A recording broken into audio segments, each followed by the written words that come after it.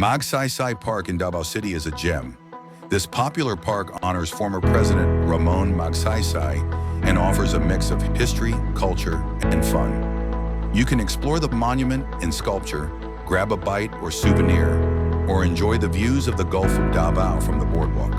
Families love the skating rink and playground, while event enthusiasts enjoy the amphitheater's community activities. With its serene atmosphere and stunning views, Magsaysay Park is a must-visit spot for locals and tourists alike. Honoring the President Ramon Magsaysay, 1907. August 31, 1907, isinilang sa iba Zambales ang ikapitong Pangulo ng Pilipinas at tinaguri ang kampyon ng masa na si Ramon Magsaysay. Siya ay nakapagtapos ng kursong Bachelor of Science in Commerce sa Jose Rizal College noong 1933. Nang sumiklab ang ikalawang digmaang pandaigdig, ay sumapi siya sa Philippine Army at magiting na ipinagtanggol ang bansa laban sa mga sundalong Hapon. Taong 1953 ay naihalal siyang Pangulo ng Republika ng Pilipinas at sa kanyang pag-upo sa pwesto ay binuksan niya ang Malacanang para sa mga mamamayan.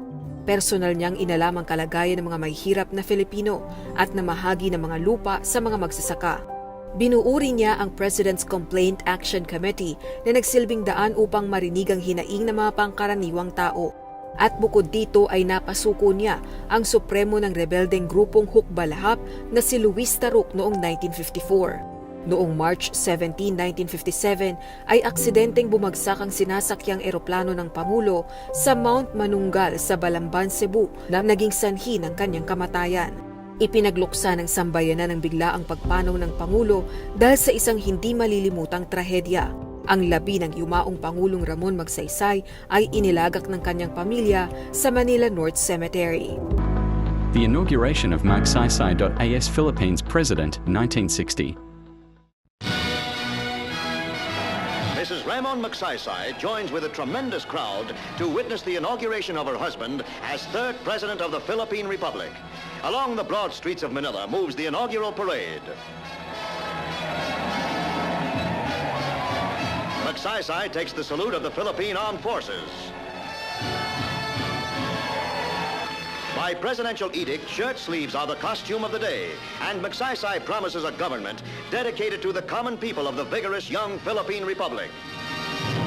Here is a short clip of the Kalamudan Festival at Magsaysay Park, 2007.